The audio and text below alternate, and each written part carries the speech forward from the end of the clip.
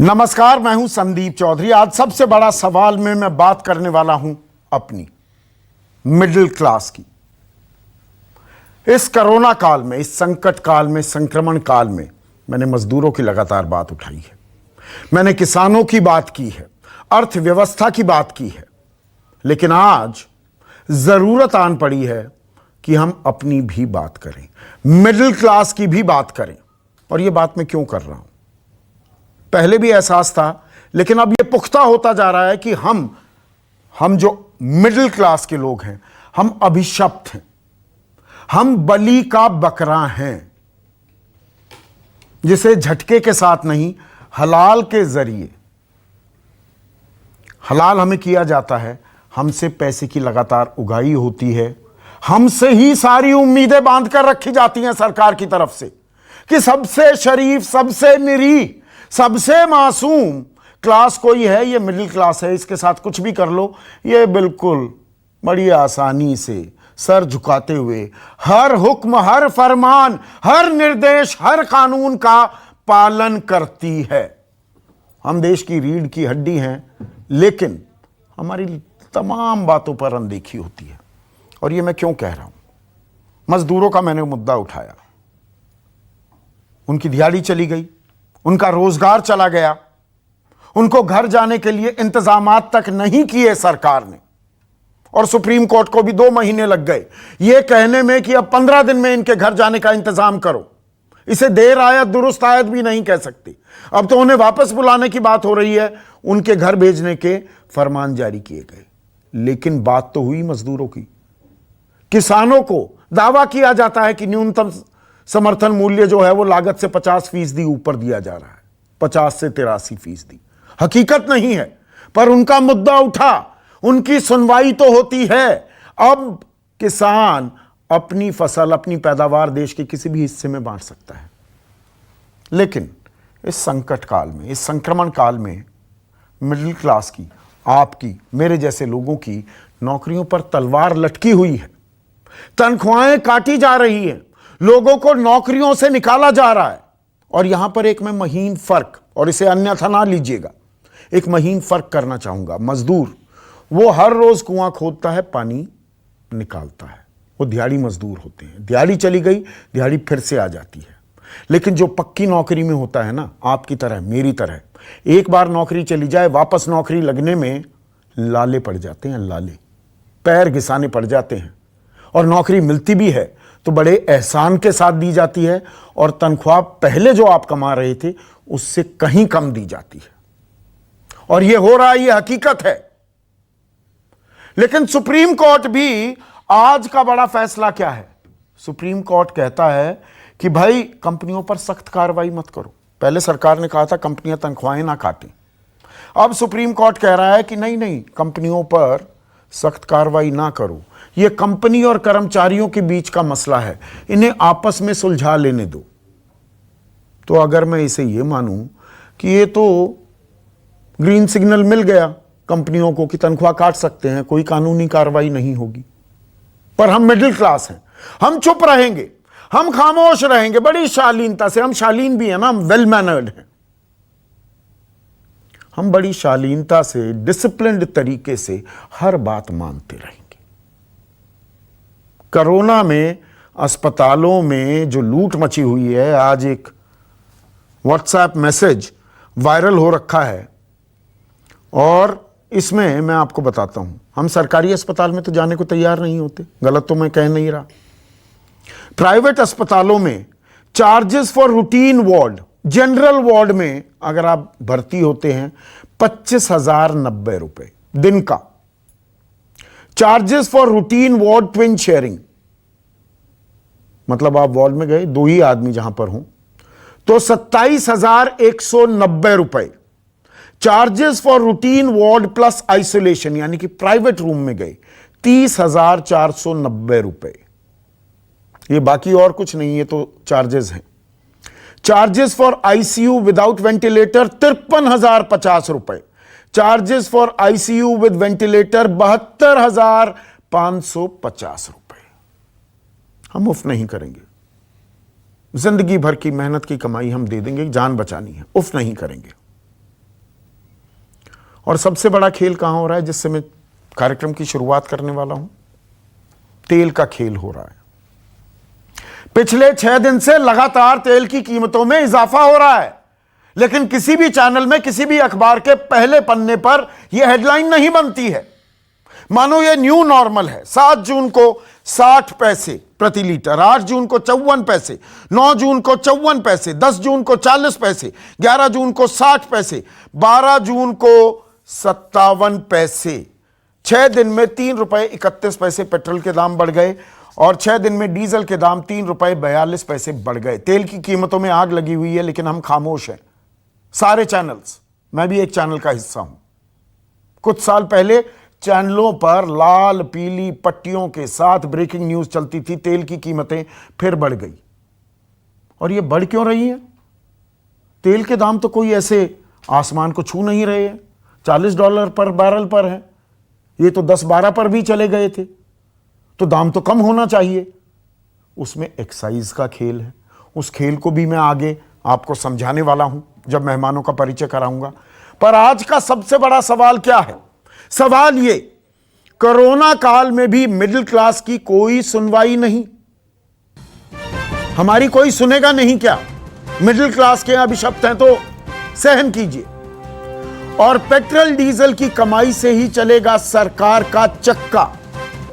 चर्चा में मेरे साथ बीजेपी के राष्ट्रीय प्रवक्ता, टॉप बैंकर रह चुके हैं, अर्थव्यवस्था को भली भांति समझते हैं और बड़े दिनों बाद मेरे कार्यक्रम में आए हैं, जफर इस्लाम।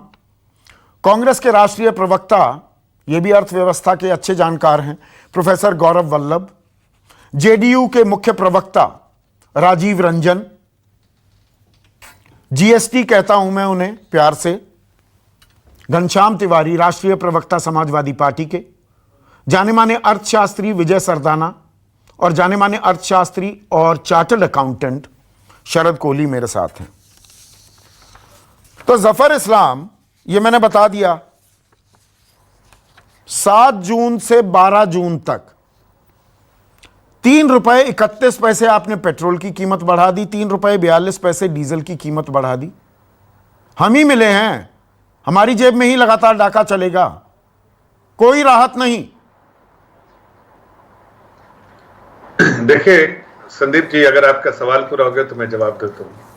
पहली बात कि आपको ये बयान ही गलत है कि मिडिल क्लास के लिए ये सरकार चिंतित नहीं। इनफैक्ट ये सरकार तो मिडिल क्लास के लिए ही, मिडिल क्लास भी बड़ा मिडिल क्लास बना ये सरकार के ही कार्यकाल में, एक बड़ा मिडिल क्लास बना, इसलिए कि हमने उसकी पेशकश की। आप देखिए, मैं आपको एक बताना चाहता हूँ कि आप अगर ये कहना चाहते हैं कि मिडिल क्लास को किससे नुकसान, किससे फायदा हो सकता है, तो आप सबसे बड़ा जो है महंगाई दर जो है, आप देखिए अगर महंगाई, अभी तेल की बात बताइए, सीधा सवाल पूछा है मैंने। ये तेल में कीमतों में आग क्यों लगी हुई है? कच्चा तेल तो $40 पर बैरल पर है।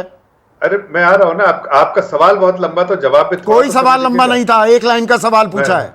ने इतनी भूमिका सवाल के लिए जो किए, थोड़ा सा जवाब के लिए भी तो भूमिका बनाने दीजिए। तो मैंने कहा कि ये हमने जो पिछले 5 साल के कार्यकाल, 6 साल के कार्यकाल में देखिए कि हमने टैक्स की कितनी राहत दी, मिडिल क्लास को राहत मिली कि नहीं, आप जरा देख लीजिए। यहाँ बैठे हैं टैक्स एक्सपर्ट, हर दावे की मैं काउंटर लूंगा। बिल्कुल, उनसे ही पूछिएगा, टैक्स एक्सपर्ट कोहली साहब से पूछिएगा कि मेरी बात में सच्चाई है कि नहीं। दूसरी बात, जब डबल डिजिट इन्फ्लेशन था तो उसका महंगाई का मार किसको पड़ता है? मिडिल क्लास को पड़ता है। हमने इन्फ्लेशन को कंट्रोल करके रखा पूरे समय ताकि महंगाई जो है वो ना बढ़े।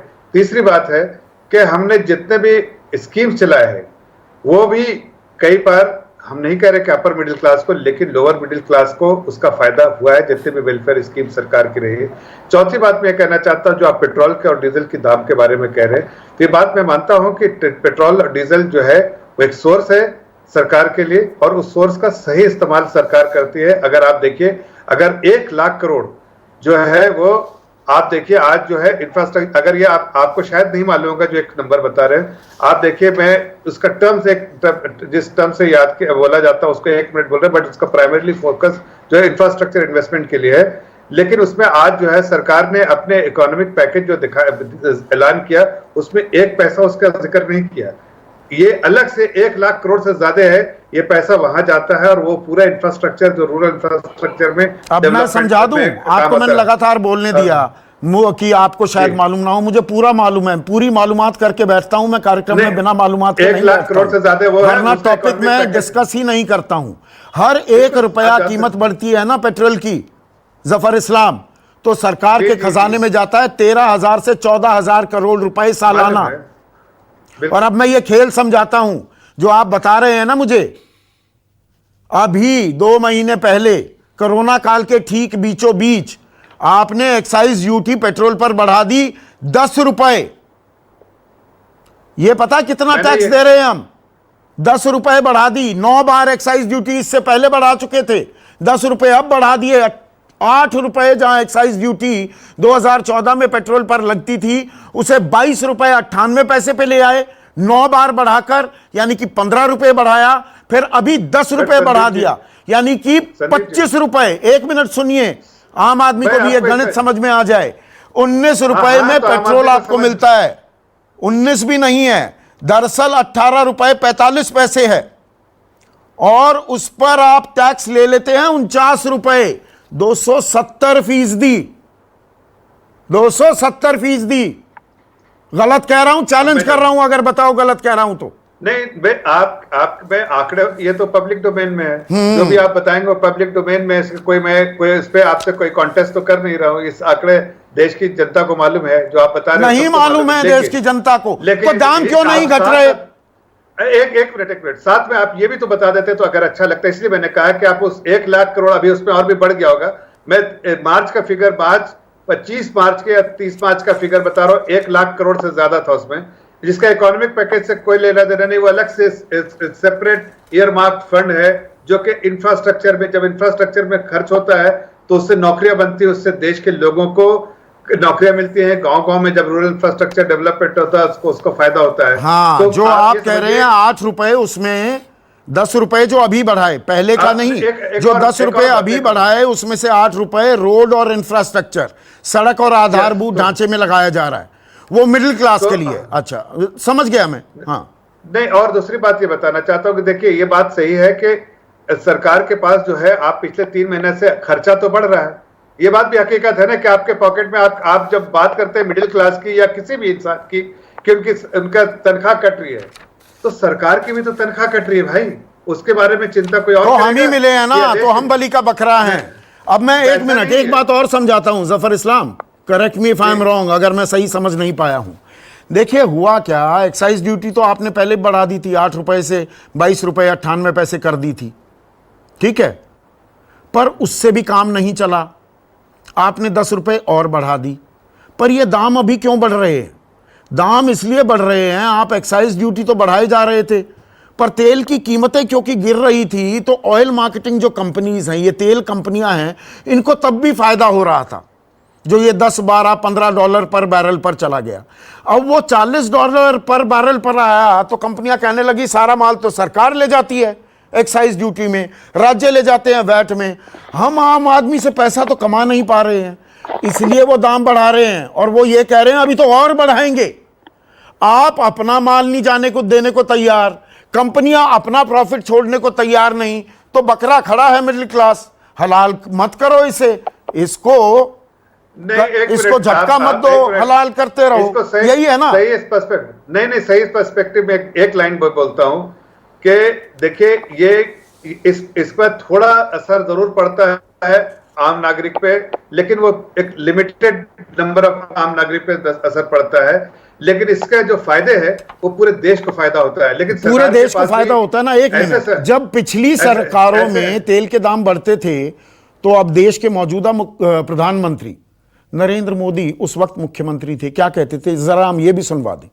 आप जो कह रहे हैं ना देश का भला, उस टाइम क्या देश का भला नहीं था? सुनिए। जिस प्रकार से पेट्रोल के दाम बढ़ा दिए, ये दिल्ली सरकार की शासन चलाने की नाकामयाबी का जीता जागता सबूत है।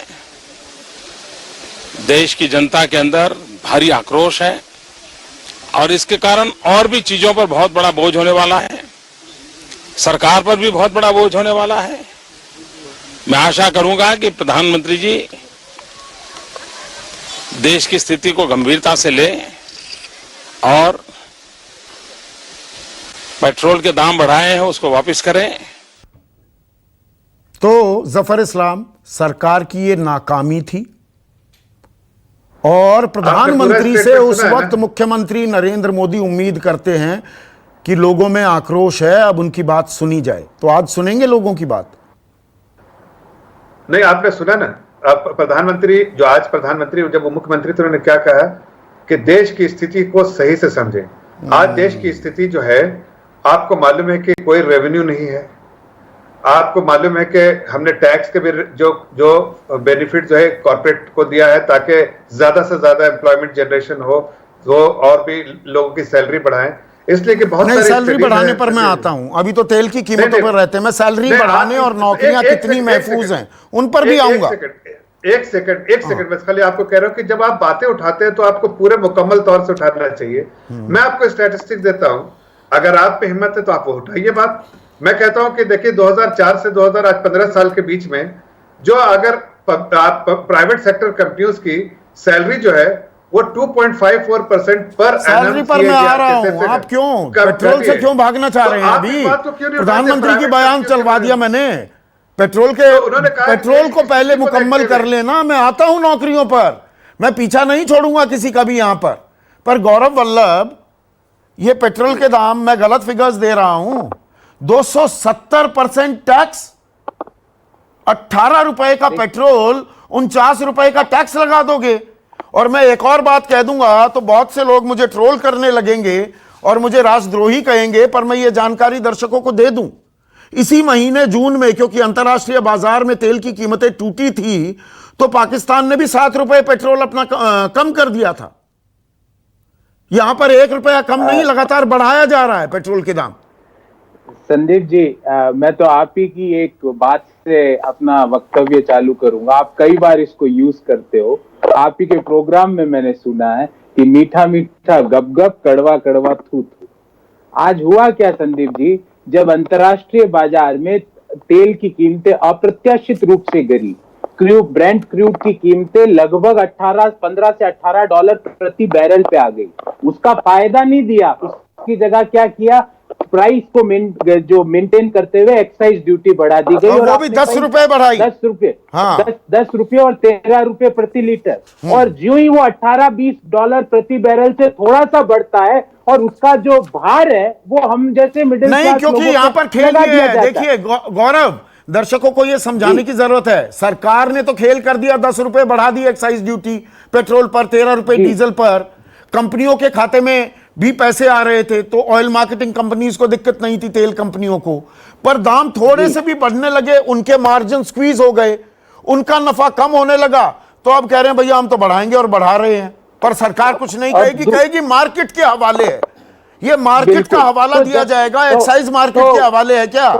तो संदीप जी, मार्केट के हवाले जब क्यों नहीं होता है, जब दाम घटते हैं उस दिन मार्केट का हवाला नहीं होता है, उस दिन एक्साइज ड्यूटी बढ़ा दी जाती, यही तो मैं कह रहा हूं। और दूसरी बात, जो ये 10 रुपए और 13 रुपए बढ़ाए प्रति लीटर मई माह में, इसमें 8 रुपए प्रति लीटर है रोड सेस।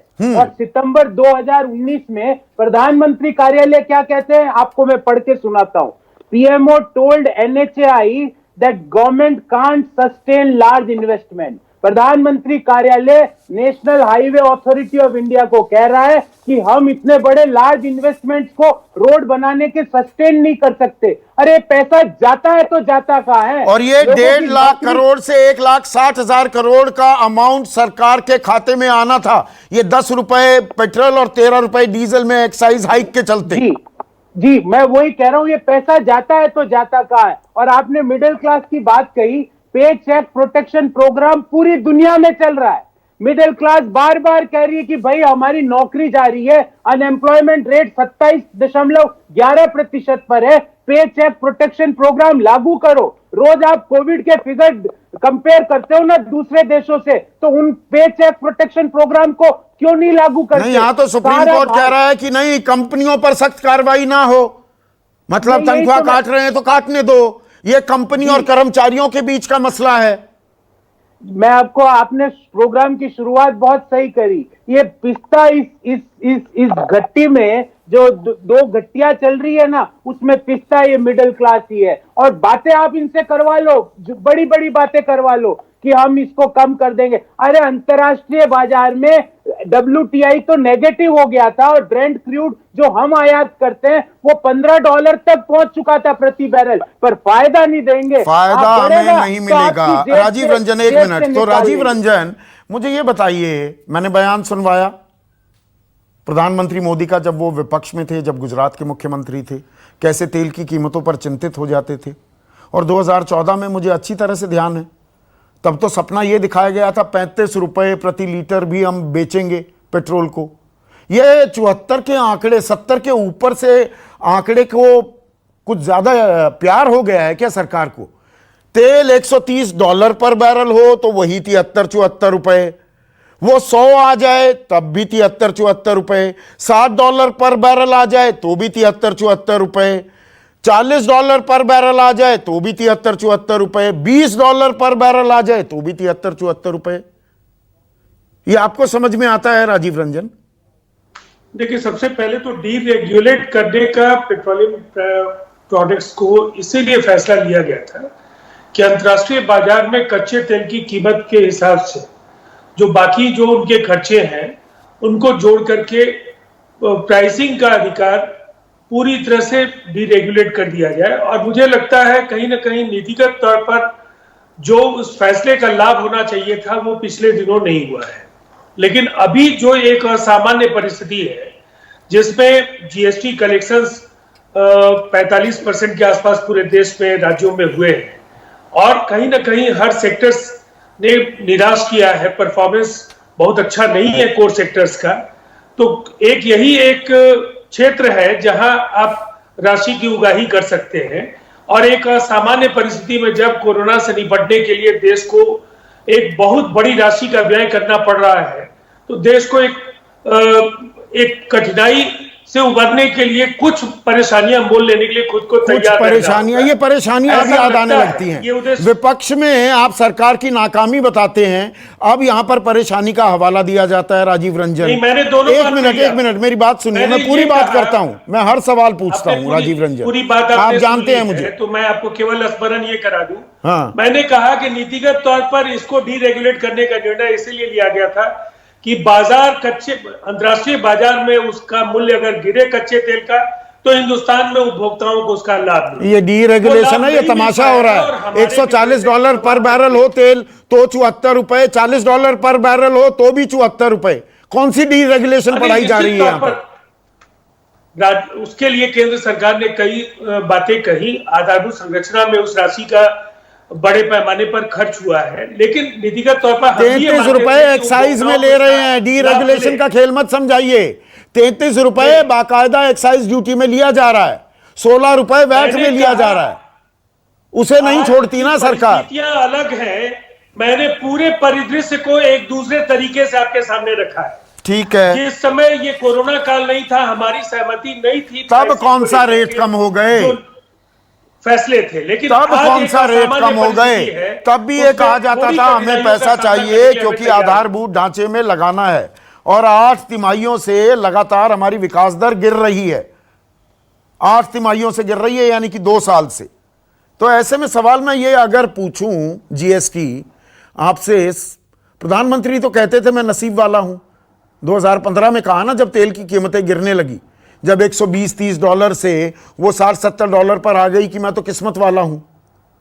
तो बदनसीब क्या आम जनता है, मिडिल क्लास है कि तेल की कीमतें भी गिर जाएं कच्चे तेल की, पर पैसे हमें उतने ही देने पड़ेंगे? देखिए संदीप जी, मैं 3 बातें कहूंगा। हाँ। पहले तो प्रधानमंत्री जी का एक बयान है क्लाइमेट चेंज को लेकर के कि ये क्लाइमेट नहीं बदल रहा, हम बदल रहे हैं। इसी तरीके से ये जो मिडिल क्लास की स्थिति है वो नहीं बदल रही है, ये प्रधानमंत्री ही बदल रहे हैं। वो कहते कुछ है, वादा कुछ करते हैं, करते कुछ है।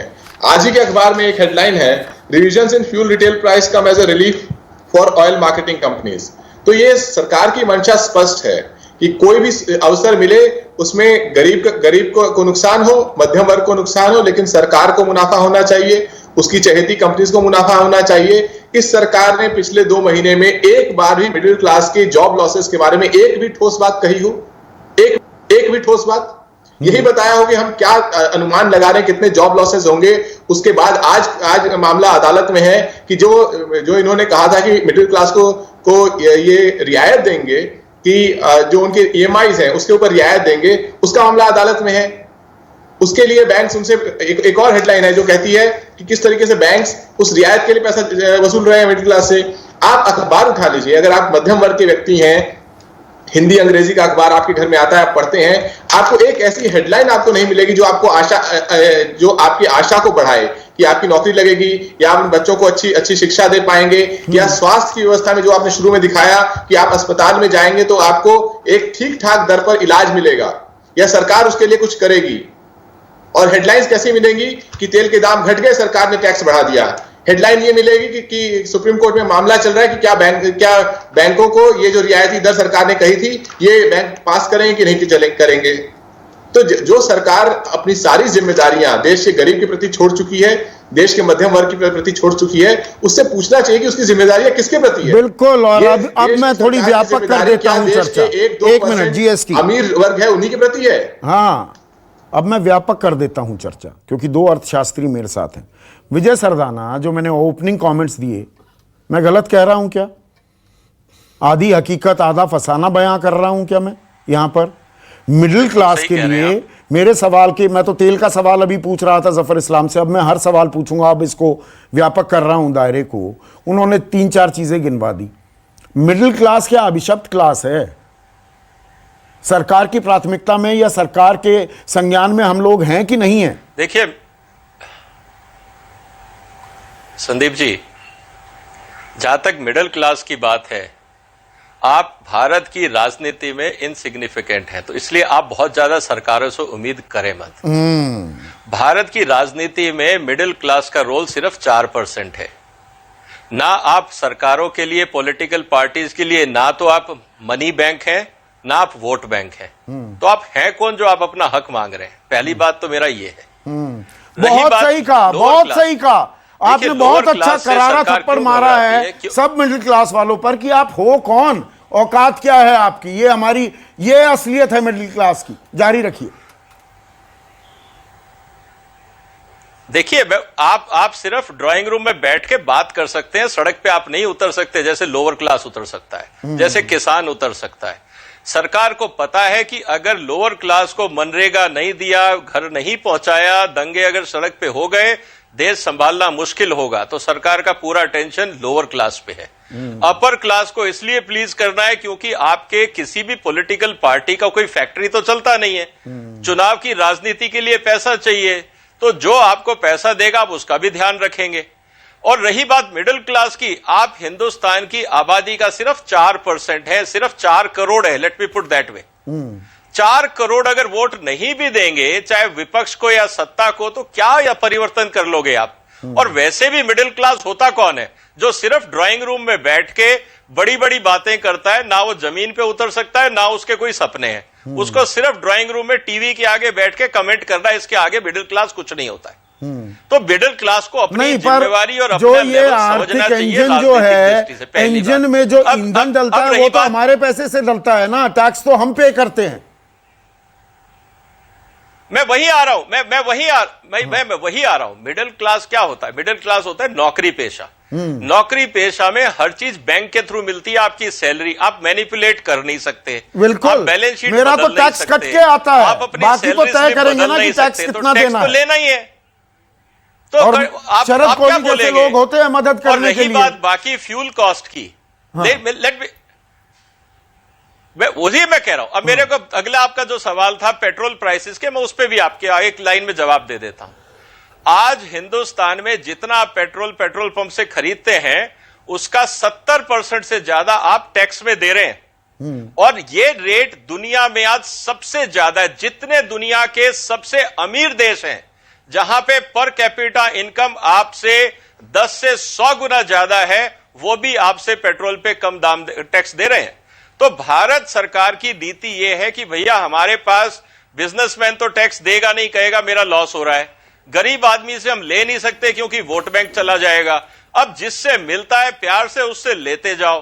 वो ज्यादा से ज्यादा रोएगा तो कह देंगे महंगाई दर कम कर दी, और क्या चाहिए वही आपको? तो गिनवाया दे दिया, जफर इस्लाम आपका ने। बैंडविड्थ सब सस्ता कर दिया, बिल्कुल। आपको लॉलीपॉप दे दिया, झुंझुना दे दिया, आप खेलते रहो। महंगाई दर कम कर यही है दिया। मिडिल दूसरी क्लास चीज, देश एक का। मिनट विजय सरदाना रोक रहा हूं शरद कोहली, क्योंकि आप एक्सपर्ट हैं इस मामले के। जफर इस्लाम ने कहा टैक्स भी तो देखिए, इनकम टैक्स आप कम दे, मतलब टैक्स का बोझ मेरे पे कम है। अगर मैं ये कहूं 100 रुपए कमाता हूं, 60 रुपए तो मेरे टैक्स जा रहा है। मैं गलत कह रहा हूं क्या? देखिए, टैक्स का बोझ खाली इनकम टैक्स नहीं, टैक्स का बोझ जीएसटी मिला के भी देखा जाता है। एग्जैक्टली। और जहां तक पेट्रोल की दाम की बात है, संदीप, बड़ी मजेदार बात हुई। कोई आजकल शादियां तो हो नहीं रही हैं, तो कहीं अपना आशिक माशूक थे, उनकी शादी की बात चल रही थी, तो मैंने सुन लिया कहीं, तेरा इश्क तो सनम पेट्रोल हो चला, जलाता भी बड़ा है, दूसरा महंगा भी बड़ा है। तो ये बात सुन के मुझे लग रहा है कि जब आम आदमी त्रस्त है, और मैं एक बात जरूर कहना चाहूंगा अर्थशास्त्र की दृष्टि से, कि आज जब देश के सामने सबसे बड़ी समस्या डिमांड की है, डिमांड नहीं है, डिमांड मैजिक वर्ड है जो कि अर्थव्यवस्था को पटरी पे ला सकता है। अगर ऐसे में पेट्रोल और डीजल के दाम बढ़ते हैं, तो पेट्रोल और डीजल का, खासकर डीजल का कैस्केडिंग इफेक्ट होता है, क्योंकि वो ट्रांसपोर्टेशन पे असर करता है, और सीधा उसकी मार इन्फ्लेशन, जिस इन्फ्लेशन का जफर भाई आप बोल रहे हैं, वो इन्फ्लेशन भी अगर पेट्रोल के दाम बेलगाम बढ़ते रहे तो वो इन्फ्लेशन भी आउट ऑफ कंट्रोल हो जाएगी।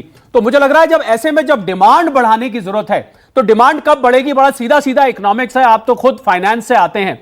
अगर कीमतें बहुत ज्यादा बढ़ जाएंगी तो जो थोड़ी बहुत डिमांड बढ़ने की उम्मीद है जफर भाई, वो डिमांड भी नहीं बढ़ेगी। ये बहुत ही इस समय मैं मानता हूं कि सरकार पेट्रोल डीजल के जरिए राजस्व इस समय ले रही है, क्योंकि बाकी राजस्व नहीं, इस समय नहीं, पिछले 6 साल से ले रही है। चलिए हम इस समय की बात करते हैं, पिछले साल नहीं, कब दी छूट, कब दी मुझे बताइए ना। वो तो ले ही रही है, पर हाँ। अब ये बहुत सेंसिटिव मामला है, क्योंकि इस समय प्राइस सेंसिटिविटी डिमांड के समय बहुत मैटर करती है। जरा सी भी अगर कीमत ज्यादा हुई, मैं कहता हूं लोग गाड़ियां चलाना बंद कर देंगे। पहले ही लॉकडाउन की वजह से लोग दफ्तर अपने काम पर नहीं जा रहे हैं, और डर के मारे, और बचा कुचा मुझे लग रहा है कसर पेट्रोल नहीं, एक मिनट में आपको पूरा देना चाहूंगा। टैक्सेशन के मामले में भी जो जफर इस्लाम कह रहे हैं कि नहीं टैक्स में बड़ी राहत दी, इस बार तो कमाल हो गया। इस देश के इतिहास में पहली बार हुआ होगा, एक परंपरागत व्यवस्था है और एक दूसरा टैक्स स्लैब भी दे दिया गया।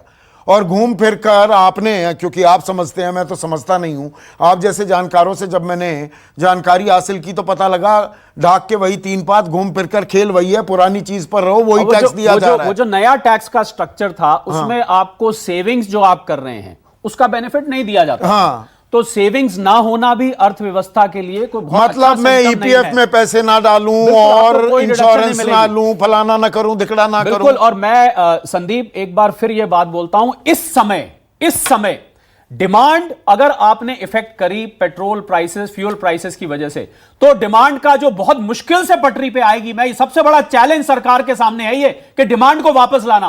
पेट्रोल और डीजल उसमें घात लगा सकता है, उस डिमांड को वापस लाने में। यह बहुत बड़ा इस समय सवाल है जफर भाई, और यह बड़ी सिंपल इकोनॉमिक्स है। इसमें कोई रॉकेट साइंस नहीं है, इसमें रॉकेट साइंस नहीं है। अब मैं दूसरे मुद्दे पर आता हूं। जफर इस्लाम, अब एक मिनट सुनिए प्लीज प्लीज प्लीज। देखिए, सिलसिलेवार तरीके से चलते हैं।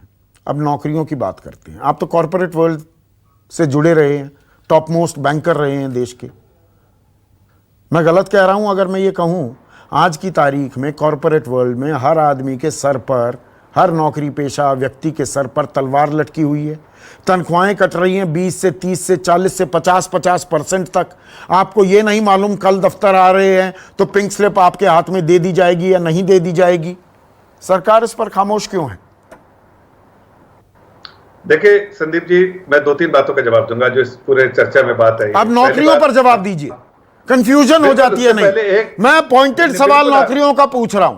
पॉइंटेड जवाब देगा, लेकिन एक क्लैरिफिकेशन देना जरूरी है। हाँ, बताइए। इसलिए कि बार बार गलत फहमियों के शिकार होने से अच्छा है कि आप देखिए, जब मिडिल क्लास को डिफाइन कर रहे हैं अस्थाना जी या हमारे मित्र कोहली साहब जब इसके बारे में बात कर रहे हैं, कांग्रेस के प्रवक्ता ने भी इस पर टिप्पणियां की है। लेकिन मैं बताना चाहता हूं कि देश में आपको मालूम है कितने लोग टैक्स देते हैं। टैक्स देते हैं जनता तो है 130 करोड़ की, जब बात करते हैं बेनिफिशियरीज हर स्कीम के वो होते हैं, लेकिन 1 करोड़ 50 लाख लोग टैक्स देते हैं बस। 6 करोड़ लोग फाइल करते हैं, 1,50,00,000, और उसमें आपको बताते हैं जो मिडिल क्लास के अब ये you can't have your cake and eat it too, Zafar.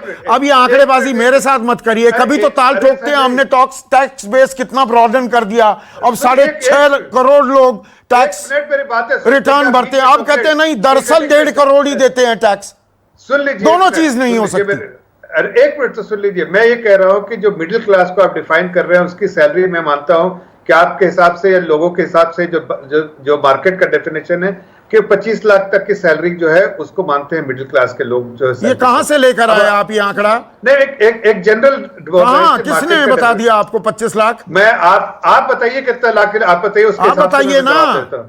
मैं कह रहा हूं जनरली देखिए कोई डेफिनेशन इसका, मैं तो मिडिल क्लास को मान रहा हूं जो 20,000 रुपए कमा रहा है महीने के, 2,40,000 रुपए की आमदनी है साल की, वो मिडिल क्लास है। मैं कह रहा हूं कि अप टू 25 लाख मैंने मिडिल क्लास को ले लिया। आप तो बड़ा, आपका दायरा बड़ा कर दिया। हाँ। जो उसके बावजूद मैं आपको कहना चाहता हूं, ये मेरी बात सुन लीजिए और वेरीफाई कीजिएगा। जब आपको इस प्रोग्राम के बाद फुर्सत मिले तो आप जरूर वेरीफाई कर लीजिएगा कि इफेक्टिव रेट मैं कह रहा हूं वो 12% है। इन लोगों को मिडिल क्लास जो अप टू 25% सैलरी के लिए 12% इफेक्टिव रेट है, टैक्स रेट। अब आप बताइए कि इसमें, आप ये बताइए कि इसमें सरकार ने राहत दी है कि नहीं? ये नहीं दी है, आप पहले, वही तो कह रहा हूं, नहीं दी है। नहीं, आप शायद नहीं याद कर रहे हैं। पिछले 6 सालों में जो राहत दी है आप उसका निकालिए। जो अब ठीक है, एक्सपर्ट है, आपको जो बात कहनी थी कह ली ना, चलिए। हाँ, बहुत राहत दी है। मुझे ये बताइए नौकरियों पर खामोश क्यों है? मैं गलत कह रहा हूं? आज की तारीख में मिडिल क्लास में हर आदमी की नौकरी पर तलवार लटकी हुई है।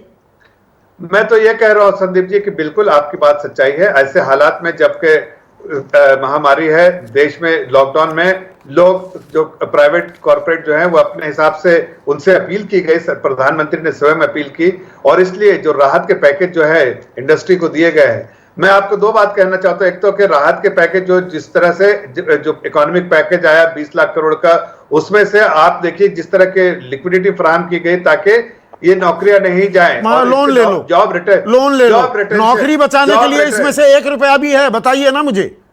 नहीं, जॉब रिटेंशन के लिए लिक्विडिटी जरूरी थी, जॉब क्रिएशन के लिए और भी सुविधाएं दी गई है। और आगे ये भी बताता हूं आपको कि जब कोहली जी कहते हैं डिमांड साइड, तो अभी तो देखिए ना तो सेक्टोरल, जफर आप सारी चीजें जानते हुए भी किस तरफ ले जा रहे हैं डिबेट को? 1 मिनट, नहीं, मैं ऐसे नहीं, गलत जानकारी नहीं। विजय सरदाना, जफर इस्लाम कह रहे हैं कि नहीं लिक्विडिटी प्रोवाइड की गई है। मैं गलत कह रहा हूं क्या? सारे MSME सबसे ज्यादा 3 लाख करोड़ उन्हें मिले हैं, क्या वो तनख्वाहें देने के लिए वो लोन का इस्तेमाल करने को तैयार हैं? एक भी आदमी, देखिए, एक भी आदमी, करेक्ट नहीं, मैं गलत सवाल पूछ रहा हूं तो? नहीं, मेरे को ये बता दें। नहीं, आपने सवाल को पूछा सही, लिक्विडिटी कागज में है। मेरे को जफर भाई ये तो बता दे कि एसएमई जाके अप्लाई कहाँ करेगा लिक्विडिटी लेने के लिए? नहीं, वो अप्लाई भी कर ले, फर्ज करो अप्लाई कर ले, वो क्या तनख्वाहें देगा या वो अपना पुराना पहले कर्ज को चुकाएगा? ऐसा नहीं है। देखिए, नहीं बात सर, नहीं, आप समझिए संदीप जी, जब उसके हाथ में आएगी तो वो कुछ करेगा। हाँ, हाथ में आए नहीं, चाहे वो माल खरीदे या तनख्वाह दे, पैसा उसके हाथ में, कितनों के हाथ में, कितनों के बैंक में ट्रांसफर कर दिया, ये डेटा मंगवा लीजिए आप सरकार से। कितने लोगों ने अप्लाई किया और कितनों को पैसा दे दिया पिछले 15 दिन में? आप ये डेटा लाइए ना पब्लिक का सामने, और आप ये बताइए कि किस किस सेक्टर में कितने लोगों को दिया। ठीक है, जफर इस्लाम रिस्पॉन्ड कर रहे हैं। जफर इधर उधर की बात नहीं, सीधा जो बात विजय सरदाना उठा रहे हैं उसका जवाब दीजिए, सिर्फ जफर स्क्रीन पर। मैं बताता हूं कि इस बार जो क्यूमुलेटिव सैंक्शन हुए हैं वो बैंक ऑफ बड़ौदा ने 39,192 एप्लीकेशन सैंक्शन की है। बैंक वाइज बता रहे हैं। अरे आप बैंक के हेड रहे हैं जफर, मुझे सैंक्शन मत बताइए, मुझे डिस्बर्सल बताइए। एक सैंक्शन की बात छोड़िए ना, आप भी जानते हैं सैंक्शन का मतलब क्या होता है, मैं भी जानता हूं। क्यूमुलेटिव डिस्बर्समेंट आज मैं आपको 2,80,926 क्लाइंट को दिया गया है, और ये 5,46,000 जो है वो सैंक्शन हुए, 2,80,000 को कल तक डिस्बर्समेंट किया गया है। 2,80,000 को दे सकता हूं। एक मिनट, शरद कोहली रिस्पॉन्ड कर रहे हैं। जफर भाई मेरे पास डेटा है, करीब पिछले वीकेंड तक 20,000 करोड़ रुपए का डिस्बर्सल हो चुका था, पर उस पर मैं पूरी सुन लीजिए, पूरी सुन लीजिए। हाँ। ज्यादातर एक सर्वे किया गया एमएसएमईज का, उन्होंने ये कहा कि हम लोन लेके क्या करेंगे, हम अपनी लायबिलिटी खड़ी कर लेंगे, हम लोन लेके हमारे पास अगर हम माल लोन लेते हैं, माल खरीदते हैं, या चलिए मैं कहता हूं तनख्वाह भी देते हैं, वैसे तो लोन लेके तनख्वाह कोई नहीं देता है। मैं इस बात पर अड़ा हुआ हूं अभी। उन्होंने ये कहा संदीप कि हम डिमांड है नहीं, हम लोन लेके क्या करेंगे, अगर हम रॉ मटेरियल आज खरीद के रख दें या हम अपनी और कोई लायबिलिटी पूरी करें, उनको लोन नहीं चाहिए। दूसरा, ये जो 3 लाख करोड़ की स्कीम है, ये आपको बता दूं जफर भाई, ये सिर्फ उन्हीं के लिए है जिनका पहले से लोन लिया हुआ है, उनको 20% टॉपअप मिल रहा है। ये नए वालों के लिए नहीं है, ये 3 लाख करोड़। सुन लीजिए एक मिनट, मैं इसका जवाब देता हूं। आप थोड़ा 30 सेकंड में बताइए कि 73% जो पूरा एमएसएमई का होराइजन है, उसमें उस वर्ल्ड में 73% ये लोग 3 लाख करोड़ के बेनिफिशियरी हैं। फिर गलत जानकारी दे रहे हैं। 6 करोड़ इकाइयां हैं, 45 लाख इकाइयों के लिए ये लोन है। 43, अरे भाई जो 43 लाख इसमें बेनिफिशियरी होंगे इवेंचुअली, मैं आपको ये बता रहा हूँ। 43 लाख जो है 70 से 73% है जो रिप्रेजेंट करते हैं, नहीं 73% रिप्रेजेंट करते हैं, बाकी के लिए सबऑर्डिनेटेड लोन। देखिए हम विषयांतर हो गए ना, यही आप करते हैं। सवाल जो मैं पूछ रहा था, मैं सवाल पर मैं अटकता नहीं हूं ना, मैं भटकता हूं। एक मिनट गौरव वल्लभ स्क्रीन पर। गौरव वल्लभ, सवाल सीधा था, नौकरियां जा रही हैं, तनख्वाहें कट रही हैं, सरकार खामोश है। सरकार एक एडवाइजरी, एक बड़े प्यार भरा संदेश देती है कॉरपोरेट वर्ल्ड को कि देखिए तनख्वाहें मत काटना। यहां तनख्वाहें तो कटी रही हैं, नौकरियां भी जा रही हैं। सुप्रीम कोर्ट भी दरअसल अभेदान दे देता है। सुप्रीम कोर्ट क्या कह रहा है, नहीं कंपनियों पर सख्ती ना कीजिए, यह मामला कंपनियों और कर्मचारियों के बीच है। मतलब मैं फिर से दोहरा रहा हूं, और ये फाइन एक मैं डिस्टिंक्शन कर रहा हूं, कोई अन्यथा ना ले। मजदूर वो दिहाड़ी पर होता है, दिहाड़ी गई एक और दिहाड़ी मिल जाती है। नौकरी परमानेंट होती है, नौकरी किसी की गई महीनों लग जाते हैं, वापस नौकरी मिलने में कईयों को नहीं भी मिल पाती है, और तनख्वाह, कम तनख्वाह पर नौकरी करनी पड़ती है। पूरा लाइफस्टाइल आपका इधर उधर हो जाता है और सब खामोश बैठे। संदीप जी, आपने बिल्कुल सही सवाल पूछा। मैं 1-2 चीजें बताना चाहता हूँ। हम सब लोग, जितने भी लोग यहाँ बैठे हैं, अधिकतर लोग हम मिडिल क्लास के हैं। आज की हालात में जब भी बॉस का फोन आता है तो मतलब दिल धड़कने लगता है। हाँ। क्योंकि मेरे परिवार में लोग कि क्या पता क्या बोलेगा। मेरे परिवार में मेरा छोटा भाई है, नौकरी करता है, बॉस का फोन आता है, बहुत घबराता हुआ उठाता है कि क्या बोल देगा, कल से नहीं आना है, ऐसे उठाता है घबराता हुआ। ये घबराहट है। और सरकार ने उपदेश तो बहुत दिए, पर सरकारी कर्मचारियों का डीए काट लिया। आप गैरों को उपदेश देते हो, खुद गुरुजी बैंगन खाए, दूजन को उपदेश। आप खुद के एम्प्लॉइज को, केंद्र सरकार के एम्प्लॉइज को डीए नहीं देते हो, जो घोषित हो चुका है। 18 महीने के लिए नहीं मिलेगा, जनवरी इस साल से 2021 जून तक। जी। और संदीप जी, ये सब होने के बावजूद जो आपका सेंट्रल विस्टा प्रोजेक्ट है, उसको आप इस आपदा में भी आप नहीं रोकते हो। वो वैसे के वैसे चल रहा है, 20,000 करोड़ का मोदी महल बनाने का प्रोजेक्ट। ऐसा क्यों कर रहे हो आप आपदा में? और 2 आंकड़े रखना चाहता हूं, क्योंकि बहुत एक्सपर्ट है सरदाना जी, जिनकी हम सब लोग इज्जत करते हैं, उन्हीं की बात को आगे बढ़ाते हुए। PMI, परचेजिंग मैनेजर्स इंडेक्स है, जो मैन्युफैक्चरिंग का 30 है। ये बता रहा है कि अगले 2 महीने तक भी लोग कच्चा माल नहीं खरीद रहे हैं। अब कच्चा माल नहीं खरीदेगा तो डिमांड कहां है? डिमांड नहीं है, इसलिए कच्चा माल नहीं खरीद रहा। और शरद जी ने नहीं, मैं आज अर्थव्यवस्था की नहीं, मैं नौकरी तक रहना चाहता हूं। 1 मिनट गौरव वल्लभ, राजीव रंजन, 1 मिनट, राजीव रंजन और GST स्क्रीन पर। राजीव रंजन, आम आदमी, मैं मिडिल क्लास की जब बात कर रहा हूं, मिडिल क्लास की नौकरी चली जाए, वो संकट में तो है ना, आप तक भी गूंज पहुंच गई होगी, कोई उसके बारे में बात नहीं करेगा, कोई सुनवाई नहीं है मिडिल क्लास की। देखिए, निश्चित तौर पर नौकरियां कम हुई हैं, नौकरियों के अवसर लंबे समय से कम होते जा रहे थे, और इस कोरोना संक्रमण ने तो मतलब जिस तरीके से कहर बरपाने का काम किया है, बड़े बड़े इंडस्ट्रियल हाउसेज में छटनियां हो रही हैं, प्रिंट इलेक्ट्रॉनिक मीडिया से लेकर आम औद्योगिक घराने, किसी जगह पर भी आप आश्वस्त नहीं है कि किसकी नौकरी बचेगी। दूसरी तरफ जो ब्लू कॉलर जॉब्स हैं, बड़ी संख्या में उन्हें भी काम के लिए कठिनाइयां होने जा रही हैं।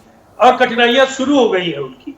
मुझे लगता है बहुत सारी चीजें आज इस जो अलग अलग सेक्टर्स में नई रणनीति पर काम करनी होगी और पूरे ट्रांसपेरेंसी के साथ स्टेट सेंट्रिक भी बहुत सारे प्रोजेक्ट्स आपको करने होंगे।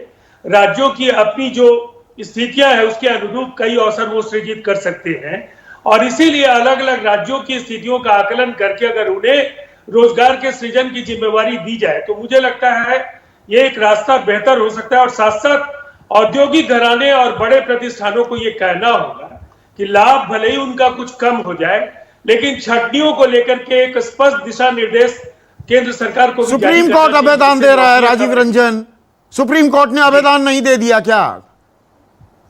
और देखिए मैं मानता हूं कंपनियों पर सख्त कार्रवाई ना हो तो कंपनी जो करना चाहे करेगी। कंपनी क्या कर रही है सब जानते हैं ना, तनख्वाहें कट रही है ना सब जानते हैं, नौकरियां जा रही हैं सब जानते हैं। कितने उदाहरण दूं? सुप्रीम कोर्ट के किसी भी डायरेक्टिव पर तो मैं प्रतिक्रिया नहीं दूंगा। नहीं आप ना दीजिए, हम तो देंगे। इस संकट को केंद्र और राज्य सरकारों को समझना तो पड़ेगा। ये एक बहुत ही मुश्किल वक्त है और लोगों की कठिनाइयां इस कदर बढ़ रही है कि हम लोगों ने देखा नहीं पर जीएसटी, मैं बात समझ गया, एक ब्रेक लेना है पर जीएसटी, सिर्फ जीएसटी स्क्रीन पर जीएसटी वो विजय सरदाना बिल्कुल ठीक कह रहे हैं कि आप हो कौन, औकात क्या है आपकी सुनवाई क्यों होगी? आम आदमी, ये मिडिल क्लास एस्पिरेशनल क्लास है, रिच क्लास बनना चाहता है, गरीब होने से बड़ा डरता है, भयभीत होता है, परेशान होने लगता है, एक लाइफस्टाइल भी मेंटेन करना है। आज बेचारा घनचक्कर बना हुआ है, परेशान है, पर किसी को अपनी पीड़ा का इजहार भी नहीं कर सकता, सड़क पर उतरने की आदत भी नहीं है। और मैं एक और चीज़ जोड़ दूं, नौकरी की तो बात की, जो मैंने शुरुआती कमेंट दिया, जो मैंने बिल बताया, जनरल वार्ड में प्राइवेट अस्पताल चले जाओ, 25,090 से लेकर 72,550 रुपए ये भी खर्च करना पड़ेगा क्योंकि हम प्राइवेट अस्पताल में कराएंगे ना इलाज, सरकारी में हम जा नहीं सकते। हमारा भी एक स्टेटस है ना, मिडिल क्लास की एक ये भी दिक्कत है, हम तो फंसी हुई क्लास है। देखिए संदीप जी, मुझे लगता है कि आपके बहुत सारे जो दर्शक हैं जो ये कार्यक्रम देख रहे हैं वो सब मध्यम वर्ग का हिस्सा हैं और एक बात जो सरदाना जी ने जो कही उससे मैं असहमत हूं शुद्ध तरीके से। मुझे लगता है इस देश में जो सपने बुने जाते हैं, जहां से उठकर कोई सत्या नडेला बनकर माइक्रोसॉफ्ट का सीईओ बनता है या सुंदर पिचाई गूगल का सीईओ बनता है, या देश में नए स्टार्टअप्स तैयार होते हैं, बच्चे आईआईटी जाते हैं, आईआईएम जाते हैं, एम्स जाते हैं, ये सब जो मिडिल क्लास जो अपने सपने बुनते हुए कड़ी मेहनत करते हुए आगे बढ़ता रहता है, ये उसकी देन है देश को। ये अलग बात है कि वर्तमान राजनीतिक दल ने उसको डिसोन कर दिया है। जब मैंने सवाल पर हम गवर्नमेंट पॉलिसी को इन्फ्लुएंस नहीं कर पाते, हम गवर्नमेंट पॉलिसी को इन्फ्लुएंस नहीं कर रहे क्योंकि इसमें कौन इन्फ्लुएंस कर रहा है? आप वो छोड़िए, जो नोबेल लॉरेट हैं वो भी इस समय सरकार की पॉलिसी को इन्फ्लुएंस नहीं कर रहे क्योंकि ये सरकार अहंकारी है। ये सरकार ने कब लॉकडाउन का निर्णय लिया किसी को पता नहीं, किसकी सलाह से लिया किसी को पता नहीं, क्यों हटाया किसी को पता नहीं, डिमोनेटाइजेशन क्यों लिया गया। अगर एक अहंकारी सरकार जो नाक पर मक्खी बैठने पर नाक काटने पे आमादा हो जाए, जिसके पहरेदार, वो उस अहंकारी सरकार के निर्णयों के बारे में कोई नहीं जानता। जफर इस्लाम नहीं जानते होंगे कैसे निर्णय लिया गया, लेकिन जब बहस करने आते हैं भारतीय जनता पार्टी के प्रवक्ता तो इस तरीके से कहते हैं कि उन्होंने पिछले 6 साल में जान न्यौछावर कर दी मिडिल क्लास के लिए और इसीलिए अब उनके पास करने को कुछ नहीं है। इस पूरी बहस में जफर इस्लाम ने यही कहा है कि अब उनके पास करने को कुछ नहीं है। तो ऐसा जब अखबारों में नेगेटिव खबर है, जब सरकार के प्रतिनिधि कह रहे हैं कि अब उनके पास करने को कुछ नहीं बचा है, तो ये एक निराशा का दौर देश के ऊपर थोपा जा रहा है और ये पूरी जिम्मेदारी इस सरकार की। क्या मिडिल क्लास अभिशप्त है, उसकी कोई सुनवाई नहीं। और मेरे एक्सपर्ट विजय सरदाना कह रहे थे कि 4 करोड़ ही हैं, दरअसल 4 करोड़ नहीं, आज की तारीख में 30 से 35 करोड़ होगी मिडिल क्लास। ये एक बड़ी क्लास है, ऐसा नहीं है कि ये बहुत ही छोटी सी इनसिग्निफिकेंट माइनॉरिटी है। पर सुनवाई भी होगी क्या शरद? बिल्कुल सुनवाई होनी चाहिए। और क्यों होनी चाहिए, मैं आपको एरिस्टोटल की लिखी हुई एक अंग्रेजी में लाइन है, वो पढ़ के सुना देता हूं। The most perfect political community is one in which the middle class is in control and outnumbers both the other classes। तो हुजूर कंट्रोल में रखिए पर मिडिल क्लास की बात नहीं सुनेंगे। बहुत बड़ी कम्युनिटी है, यहीं से निकल के आप नेता भी बनते हैं, सारी पार्टी के नेता भी मिडिल क्लास से निकल के बनते हैं। अभी जीएसटी भाई ने नडेला की बात करी और सीईओ की बात करी, तो नेता भी यहीं से निकल के बढ़ते हैं। अगर उस मिडिल क्लास की बात इग्नोर की जाएगी, और ये मिडिल क्लास की जा रही है, की जा रही है, और अगर ये मिडिल क्लास दूसरी क्लासेस से भी बात करनी शुरू कर देगी, तो फिर क्या होगा ये आप समझ लीजिएगा। हुजूर, मिडिल क्लास का ध्यान रखना अनिवार्य है। मिडिल क्लास का ध्यान रखना अनिवार्य है, और मिडिल क्लास को भी अपनी आवाज़ थोड़ी बुलंद करनी होगी। ये जो सोशल मीडिया पर चैटर और ड्राइंग रूम में कमेंट्स, उससे भी थोड़ा आगे बढ़कर अपनी परेशानी का भी इजहार करना होगा। इसमें कोई दिक्कत नहीं होनी चाहिए। ये कोई स्टेटस सिंबल नहीं है कि हम अपनी परेशानी का इजहार नहीं करेंगे कि हम दिक्कत में हैं। आज के लिए बस इतना ही। नमस्कार।